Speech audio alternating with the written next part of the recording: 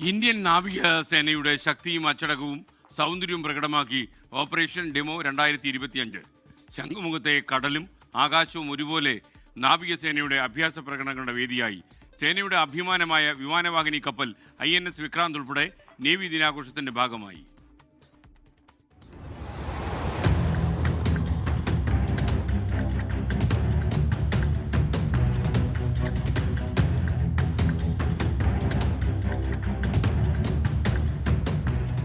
Indian നാവികസേനയുടെ അഭിമാനം INS വിക്രാന്തിൽ നിന്ന് പറന്നുയർന്ന MiG-29K വിമാനം ആവേശം വാനോളമുയർത്തി.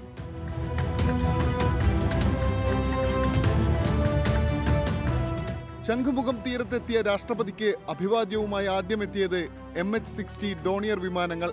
പിന്നാലെ INS Kolkata, INS Kamal, INS Udayagiri എന്നീ പടക്കപ്പലുകൾ രണ്ടു വശങ്ങളിൽ നിന്നെത്തി.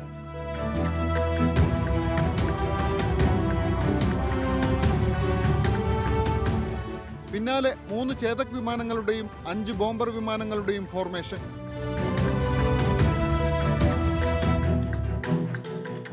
കടലിൽ ബന്ദികളാക്കപ്പെട്ടവരെ രക്ഷപ്പെടുത്തുന്ന കമാൻഡോ ഓപ്പറേഷൻ.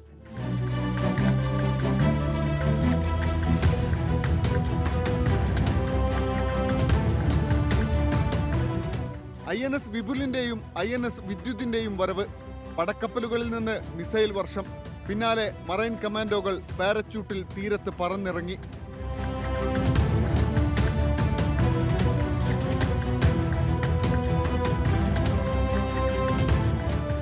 പടക്കപ്പലുകളായ INS ഇംഫാലിലും INS കൊൽക്കത്തയിലും ഹെലികോപ്റ്ററുകൾ പറന്നിറങ്ങിയതും അപൂർവ കാഴ്ചയായി.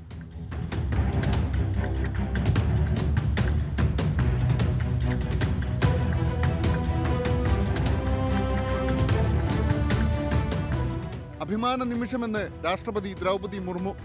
People of India are grateful to the men and women of Indian Navy for their service to the nation. We are proud of each one of you.